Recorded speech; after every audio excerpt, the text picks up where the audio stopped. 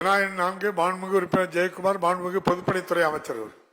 மாண்புமிகு பேரவைத் தலைவர்களே, கோவை சென்னை தேசிய நெடுஞ்சாலையில் பெருந்துறை புறவழிச்சாலையில் காஞ்சி கோயில் பிரிவு, துடுப்பு பதிவு பிரிவு ஆகிய 2 நுழைவு பாலங்களது அண்டர் பாஸ் அமைக்க ஒப்பந்தங்கள் கோரப்பட்டு பணிகள் விரைவிலே தொடங்கப்பட உள்ளது. அதேபோன்று பெத்தாம்பாளையம் பிரிவு போதிய போக்குவரத்து செறிவு இல்லாத காரணத்தினால் நுழைவுப்பாலம் அமைக்க தேவை ஏற்படாத காரணத்தினால் அதன் அருகிலே உள்ள காஞ்சி கோயில் பிரிவில் அமைவிருக்கும் பாலத்தினை இணைக்கும் வகையில் சர்வீஸ் ரோடு, அதாவது சேவை சாலை அமைப்பதற்கு பணிகள் இப்பொழுது தொடங்கப்பட்டுள்ளது. 4வதாக விஜயமங்கலம் பிரிவு அருகில் ஏற்கனவே பாலம் இருக்கிறது.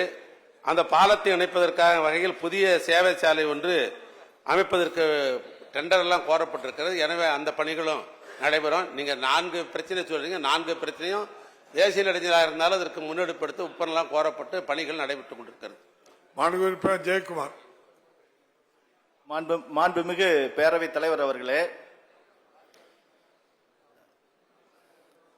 எங்களுடைய புரட்சி தலைவர் எம்ஜிஆர், புரட்சி தலைவி அம்மா அவர்களை வணங்கி 60 ஆண்டு கால அத்திக்கடவு திட்டத்தை என்னுடைய பெருந்துறை தொகுதிக்கு பெற்றுத்தந்த எங்கள் தங்கமன்னன் எடப்பாடியார் அவர்களையும் வணங்கி, இந்திய தேசிய நெடுஞ்சாலை என்பது பெருந்துறை தொகுதி திருப்பூர் மாவட்டம் ஊத்துக்குளி ஒன்றியத்திலும் பெருந்துறை ஒன்றியம் ஈரோடு மாவட்டத்தில் பெருந்துறை ஒன்றியமாக 2 ஒன்றியங்கள் உட்பட்ட பகுதியாக 30 கிலோமீட்டர் அளவில் தேசிய நெடுஞ்சாலை எங்கள் பெருந்துறை தொகுதியில் அமைந்துள்ளது.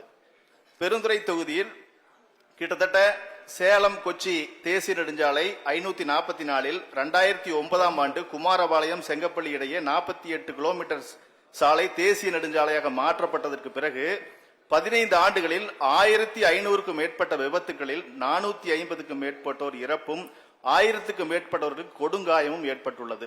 எனவே பொதுமக்களின் தொடர் கோரிக்கையை ஏற்று இந்திய தேசிய நெடுஞ்சாலை ஆணையம் தற்போது காஞ்சி கோயில் பிரிவு, துடுப்பதி பிரிவு ஆகிய 2 இடங்களில் சுமார் 80 கோடி மதிப்பீட்டில் உயர்மட்ட மேம்பால பணிகள் அமைக்கும் பணிகள் அடுத்த மாதம் துவங்கப்பட உள்ளதாக அறிந்தோம்.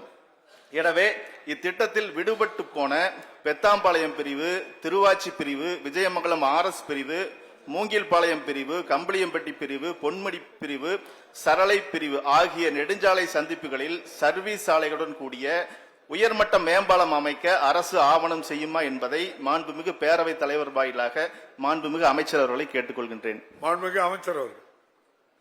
மாண்புமிகு பேரவைத் தலைவர், அதுதான் நான் குறிப்பிட்டேன்.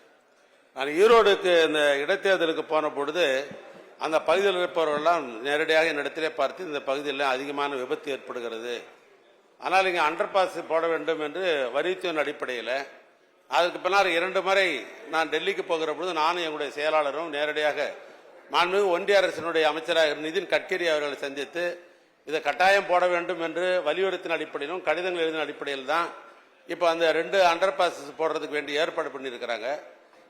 இருக்கிற நீங்கள் 2 அண்டர் பாஸுக்கு போதுமான அளவுக்கு அங்கே இடங்கள்லாம் இல்லை. அதனால பக்கத்தில் ஒரு 500 மீட்டர்லயே இருக்குது. அதனால 500 மீட்டர் சர்வீஸ் ரோடு போட்டுவிட்டாங்க, பக்கத்தில் பாலத்தில் போகலாம் என்ற அடிப்படையில் தான் இந்த திட்டங்கள்லாம் தோட்டப்பட்டு டெண்டர்லாம் விட்டுட்டாங்க.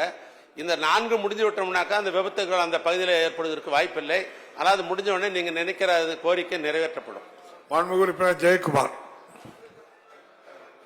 மாண்புமிகு பேரவைத் தலைவர் அவர்களே, பெருந்துறை தொகுதி சேலம், ஈரோடு, திருப்பூர், கோயம்புத்தூருக்கு இடைப்பட்ட பகுதியாக வளர்ந்து வரக்கூடிய பகுதி. பெருந்துறை தேசிய நெடுஞ்சாலை அருகில் பெருந்துறை சிப்காட் தொழிற்பூங்கா 2700 ஏக்கர் அமைந்துள்ளது.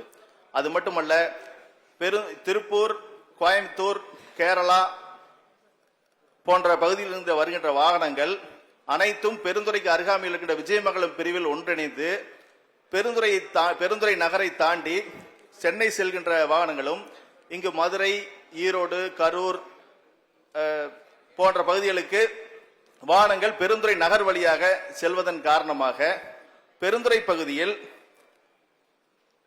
பெருந்துறை கருமாண்டி சிவாலயம் பெருந்துறை பேரூராட்சியை நகராட்சியாக தரம் உயர்த்துவதாக சென்ற பட்ஜெட் கூட்டத்தொடரில் அறிவித்திருக்கின்றீர்கள். எனவே பெருந்துறை தொகுதியை செல்லும் கனரக வாகனங்களுக்கு, போக்குவரத்து பேருந்துகளுக்கும் பெருந்துறை நகர் வழியாக பயணிக்க வேண்டியுள்ள காரணத்தினால் மேற்பட்ட இங்கு அதிக அளவில் 20க்கும் மேற்பட்ட கல்லூரிகளும் பின்னலாடை ஜெயக்குமார் என்ன வேணும் உங்களுக்கு? அதை பற்றி என்ன வேணும்? என்ன வேணும்? 20க்கும் மேற்பட்ட கல்லூரிகளும் பின்னலாடை ஏற்றுமதி நிறுவனங்களும் உள்ளதால் தினந்தோறும் பெருந்துறை நகருக்குள் கடும் போக்குவரத்து நெருக்கடி ஏற்பட்டு வருகிறது. இல்ல, அது புரிஞ்சுக்கிட்டோம்.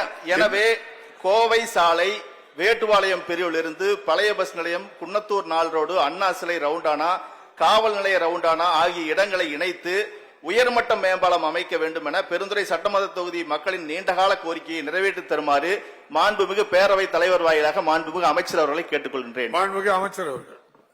மாண்புமிகு பேரவைத் தலைவர்களே, அவர் சொல்லுகிற கோவை சாலை, சென்னிமலை சாலை, குன்னத்தூர் சாலை, ஈரோடு சாலை, பவானி சாலை, இந்த சந்திப்புகள் தான் இந்த பெருந்துறை இருப்பது என்பது கோயம்புத்தூருக்கு பழைய சாலை வழியா போனவங்க எல்லாருக்குமே தெரியும்.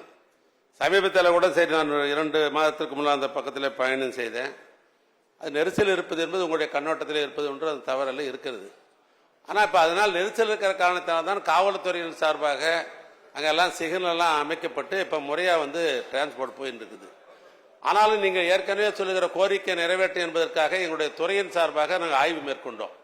அதுக்கு போதுமான அளவுக்கு இந்த போக்குவரத்து செறிவு, அதாவது போக்குவரத்து செறிவுனா அந்த பிசியூன்னு இருக்குது, அதாவது பேசஞ்சர் கார் யூனிட் அப்படின்னு ஒரு அரசாங்கம் ஒரு இலக்கை வச்சிருக்கிறது.